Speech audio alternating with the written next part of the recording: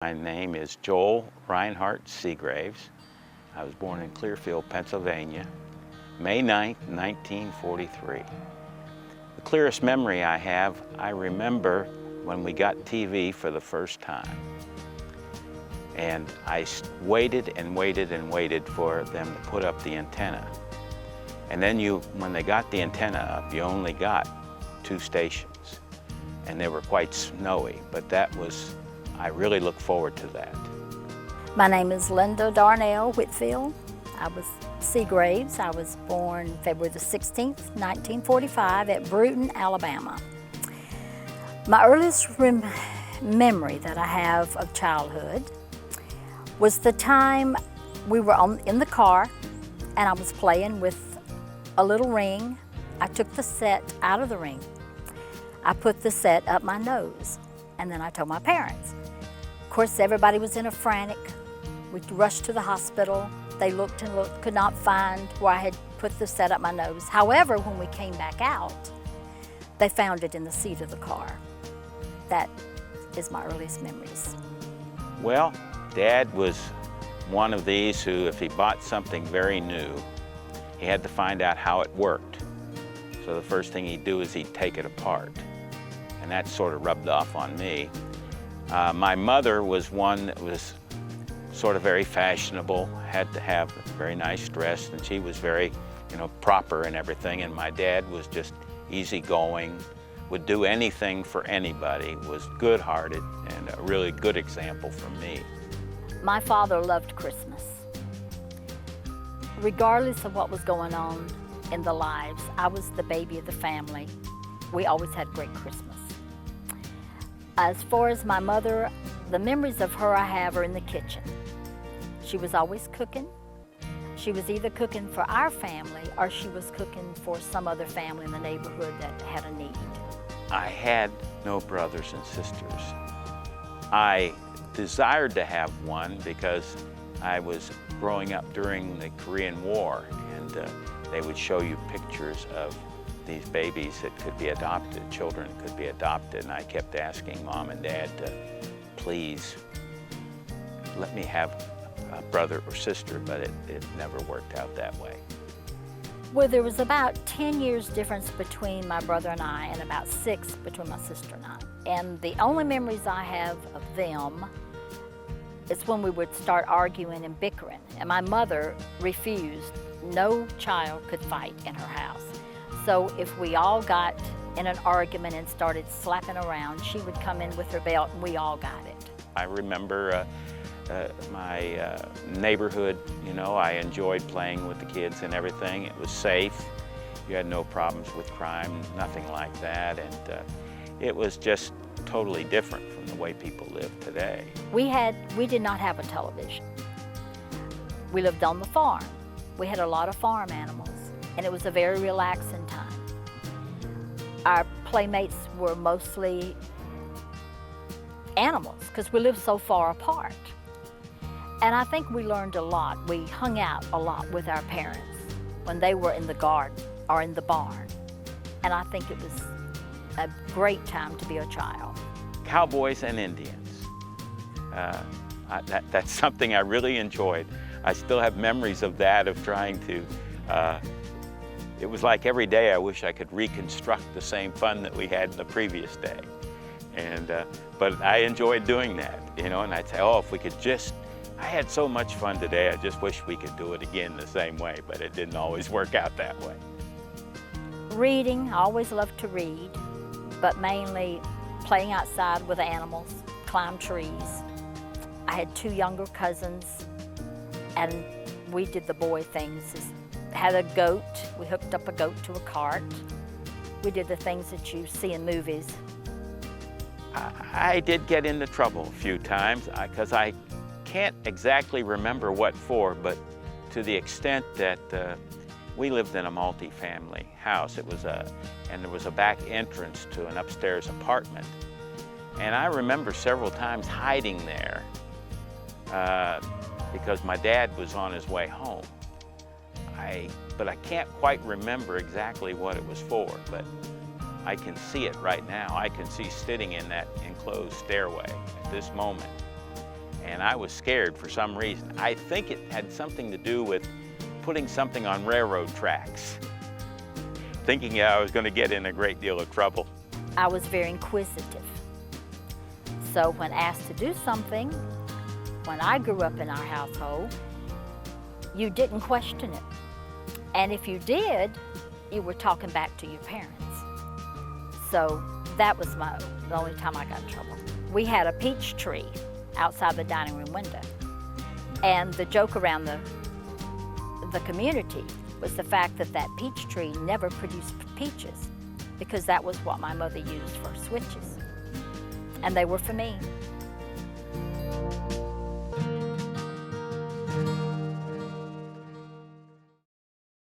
Hi, I'm Jenny with Our Family Legacy. We hope you're enjoying the show. The goal of Our Family Legacy is not only to help people document their family histories, but also to give them a chance to speak into the lives of future generations. You know, this is the first time in human history where you have the ability to convey your family stories and values through video.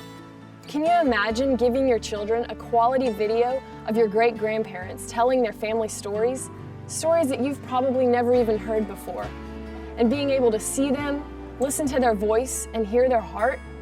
What an incredible heirloom to pass on to your children. Don't let this opportunity pass you by. If you or someone you love would like to have your own family legacy video and like to be featured on Our Family Legacy, then visit our website at ourfamilylegacy.tv, because you have a story that needs to be told.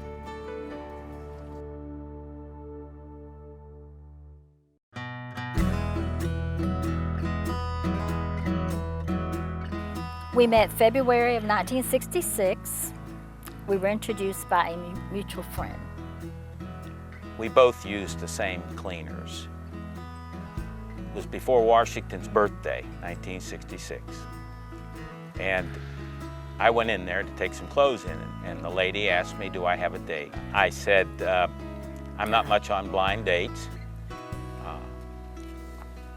Could you tell me a little bit about her? And so I started to pry for information. Found out where she worked. So this friend of mine had a 65 black Bonneville. So we drove through the drive-in window of the Santa Rosa State Bank in Milton, Florida, where she worked, twice in the wrong direction so that I could get a look at her. Later that evening I called. There was supposed to have been a formal introduction, and I thought by now it should have occurred. I called her up and started talking, just like I'd known her for years, and she says, "Who are you?" And I explained that I was Joel Segraves, and I was told that I could call you for a date. Well, while we stayed on the phone for 2 hours that night, she had her father entertain a flight instructor from Whiting Field for those 2 hours while we stayed on the phone. And after that, there was no more flight instructor. Just, I was the only one. I think what attracted me to Joel was that he let me be myself. There was not anything I could do that he thought was silly, foolish. I was just myself. From my point of view, I told her that I was attracted by her legs on the first date. And she said, "How could that be? I was wearing slacks." I think he was just dying for an answer.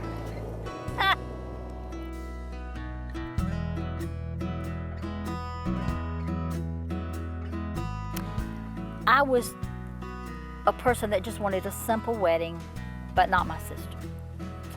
She wanted to make my wedding dress. She wanted to make all the attendants' dresses. She wanted everything done herself, and so I told her, sure, go ahead. She didn't have much time to do it, but she accomplished all of it. But we had an interesting wedding night. August, a lot of people along the beach. And I make no attempt to make any reservations. So we set off for Panama City. And we started stopping along the way, and there were no room in the inn.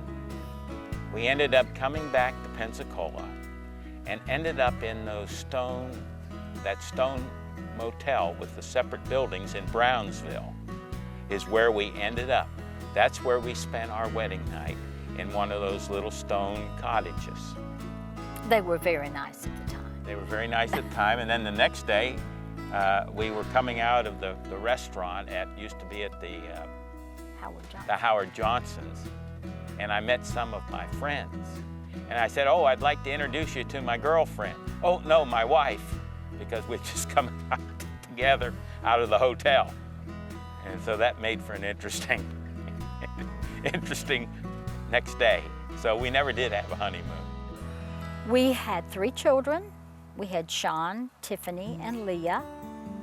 Sean was the first. He was born with multiple birth defects. He lived to be 34 years old. He was very sick during the whole time of his life. He lived with us. He was an invalid. He was raised on baby food. We had to feed him. He couldn't walk. He had spinal bifida. Mentally, he was as if a 9-month-old, but he was very much a part of our life. You have to remember, we were in the military. We were in Norfolk, Virginia. His parents were in Pennsylvania, mine were in Florida. So all we had was each other. When our perseverance became weaker, we had to turn to God. That was the only thing that saved us from then on out. I was raised in the church, but I didn't have that personal relationship. So while all of this was going on, her family was the one who was praying continually, and that's what carried us through. Tiffany was the second one. She was born crippled. She had ankles that went to the floor when she stood up. She wore braces. At 5 years old, we went to a missionary to hear her speak at Dothan, Alabama. Her ministry was healing. She prayed for Tiffany. She took off the braces. She took off the high-top shoes. She took off the socks, and our Tiffany walked for the first time ever without these. It was at that time that Joel met God. That, to me, was the total change in my life, and tell people about this all the time. Walk 15 or 20 feet directly to me. And prior to this time, with the braces and the shoes, off, she'd take about, well, without the braces and with the braces and the shoes, she would normally only take about 1.5 steps and go to her knees. So with the braces off and the shoes off, she walked to me. And to me, that was a defining part in my life, because that's when I realized how much God loved me. Even though the sin that was in my life, how much He loved me as an individual. Cared enough for me that He would heal my daughter. 15 days later, she was struck with spinal meningitis, and she passed away within 24 hours, about 15 days after healing. I think that the death of Tiffany was more dramatic to me than it even was to Joel. Even though I had made my commitment to Christ, I wasn't ready for this. I had too many questions. And I said, I don't understand. This is a miraculous healing. So I was just flabbergasted. I could not accept this, that we lost her. I didn't understand why. However, Joel was the stronger of the two. He said, we're not to question God. He has His reasons, He has His purpose. Well, that didn't help me a whole lot, but it took me longer to get over that and the whys than it did even Joel. Work was my therapy. I worked. The caregiver told us about this young girl that was pregnant. She wasn't married. She didn't know whether she was going to keep her baby or not, so she had decided to think about it. A few weeks later, the caregiver of Sean came back and told us she's going to give the child up for adoption. February the 13th, we had Leah. We picked her up on my birthday, which was the 16th of February. We had so much fun with her all through her life, challenges as well. She was what Dr. James Dobson would call a strong-willed child. When she was growing up, she had one of these machines where you could play cassette tapes, and then you could match the letters up and it would talk back to you. And for some reason or other, she got sort of upset with it and threw all the tapes all over the floor. And I remember Linda spending about 2 hours with her until she picked up every one of the tapes. Well, most of the stories that I can think about that concerns our family was when Leah was growing up. And Sean was at that time 14, 15, but you have to understand he had a special chair and he didn't communicate with you. However, she thought he was like a playmate. So one day everything got very quiet. It was around Christmas. And I went looking for her. She was about 2 years old. When I walked into the great room, she had Sean pushed up into the Christmas tree. Now you gotta remember, we had real Christmas trees. They weren't artificial. He was so jammed into the tree, he was just like sitting. And I said, "Oh, what's going on?" And she said, "He can see the tree." Well, I had to slowly pull him back. He had scratches everywhere and try to keep a straight face. Of course, he was so happy when I came to the rescue, but he loved her doing anything with him. We got through those years. She went away to college. She went to Lee University in Cleveland, Tennessee. Very blessed. She was determined she was not going to stay in college forever. So sure enough, in 4 years, she was back home, graduated. She got married in 2004. Here it is 2010, and we're still not grandparents. All we have is a grand cat. Pewter.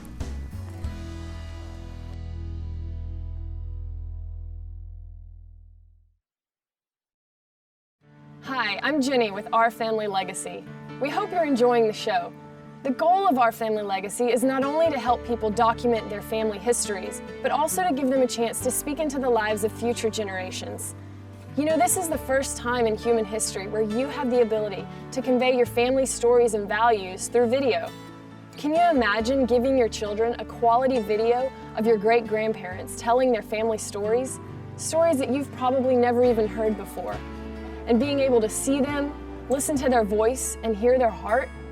What an incredible heirloom to pass on to your children. Don't let this opportunity pass you by.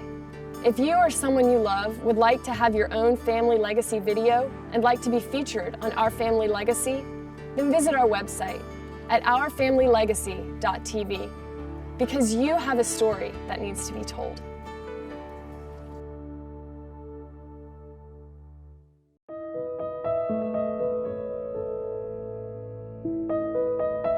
My parents never argued in front of me, nor did his.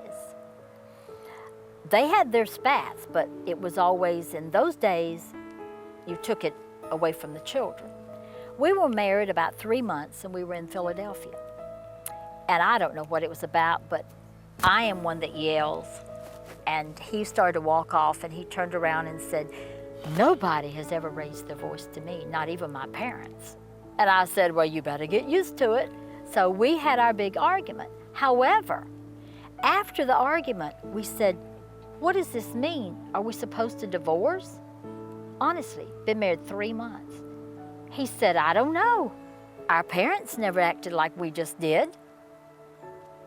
So it was, here we were, 21 and 23 years old. And that is a little naive. And I can remember calling my mom up and told her what just happened. She said, "Well, you know, what do you want me to do about it?" I said, "Mom, you never did that in a marriage." She said, "Oh, yes. All marriages are like that, but it's not the end. The main thing is to talk it out and get it over with. Get it out. You can't change each other." The communication lines have to be open, have to be willing. You can't hold things back. You have to say what you think, but in a loving way, and it's got to be worked out that way. If not, you hold it back, it grows seeds of anger within you, and you get angrier and angrier, and then things blow up and things won't work out. And then things really get bad and things escalate. But if you're open and frank with each other and truthful with each other, that's the key, because I think that lack of communication is what causes so many things in so many families. You do not ever go to sleep at night angry. Now, that doesn't mean you won't be awake all night, But the point is, put whatever it is that's come up during the day to bed at night. And another thing I have for couples who have children, regardless of whether you have money or not, take time for yourself. If you don't have money, get a babysitter, leave the children, go sit at the park for 4 hours, just the two of you. We were blessed in that we would go away for a weekend about every 3 months. But we never stopped doing that because we had to do that. It was too much trauma going on at our house. We had to have that time to each other to find each other again. And I do believe had we not done that, we would have grown further apart. I think I could put it in this phrase: what you see is what you get. When you go into the marriage arrangement, what you see is what you get. You're not going to change that individual. You've got to be compatible, you've got to be able to communicate, you've got to be able to give and take. You have to love each other enough to do that. Love each other, you have to be able to give and take. And I think if anything that I can give through this, that you see, even in the midst of all the things that came against us, all the problems, is that we had to support each other. And life is not a bed of roses. This idea that we go through life with no difficulties, that's a fallacy. We're going to be faced with all sorts of things in our marriage, in our life, wherever we are, at work or wherever it is. We can't run from those things, but we've got to be determined that we're going to make it through it. And I think that if I can impart that to anyone, is that you're not going to have, everything's not going to be perfect, not going to be that bed of roses, not going to be that ideal marriage that you think that you see on TV and you say, oh, this is the way it ought to be. That's not the way life is. And it's something that it's a constant working. You have to work together to make the marriage work. And I think our young people need to see that, because so many times these marriages fail within the 7 years because they couldn't communicate. It wasn't what they expected. They expected to change the other person, found out that doesn't work. So it's what you see is what you're going to get, and you have to love them for who they are. Well, I can say what I have seen in this generation. I've seen a group of great, intelligent, fine individuals, young people, who are not committed to anything. In the 60s, we had a purpose. We were involved in politics. We were involved in what was going on in the world. But I don't see the commitment that young people have to causes that we had along our time. Learn your history in the country. Look around and see what's happening in our country. But I think we talking about have created a generation of it's all about me. Well, it's not all about me. It's about your world. It's about what you live in. Take that cause, and any cause and go with it. I am encouraged about the next generation. They have so much if they would just take what they have and go with it. The era of electronics, to me that's awesome. I don't understand most of it, but they're so smart that they pick up right off, and they would take that and use it objectively. I do have hope for them. I would second that if they use those things for the right things, the right way, for betterment of themselves, they're very intelligent, very smart, there's no doubt about that. It's just focusing that in the right area. I hope that when I have passed on, my grandchildren and great-grandchildren will, when they speak of me, that they will say, I remember her, I remember whatever she said she did. I remember I could count on her. I remembered she was reliable. All the things that, the morals and the principles that I stand for, that they will remember me for. And for me, it's, if you can't be successful unless you try something. This idea that you must try something, don't be fearful of failure. If you don't try anything, you'll never accomplish anything. And the idea that you can do it. There's certain things, if you have the right mind about it and determination, you can be successful. You can complete that. Not this idea, well, I can't do it. You know, it's too hard for me. To the point that people do not try. And my teaching always was to Leah, you can be anything you want to be. If you put your mind to it and it requires commitment and hard work, you can be successful. I would like to leave a legacy that they would remember me, just like when people bring up my father's name. I did not know about my father till after he passed away at age 74 of what he had done for the community. He didn't go around and show off. I didn't realize till at the wake, people would come up and say, if your father hadn't paid off my farm, I wouldn't have any place to live. Or they'd come up and say, I remember when I didn't have a car and I went to your daddy. He took me to the dealership and bought me a used car. I never knew any of these things. When I go on to meet the Lord like he did, that people would stand at my wake and said, I remember when she did this. I remember when, and nobody knew it but the two of us. But I'd like to have that kind of heart, a giving heart. And I echo that the giving heart, and that's what I've said all along, is if there's anything I want to convey, is that I want people to see the Christ in me. I want people not to see me, but to see him. And I pray all the time, Lord, let me please you in everything that I do. Everything that I do, everything that I say, that I'm pleasing you. And I want people to remember that I was honest, I was loving, I was kind to people, just like my dad was, where he would just, no selflessness, you know, not selfish at all, but willing to give of yourself. And I think that's how I want people to remember me, that I was there when people needed me and I was willing to help them. And he gave to us, let me give to others, without any selfishness.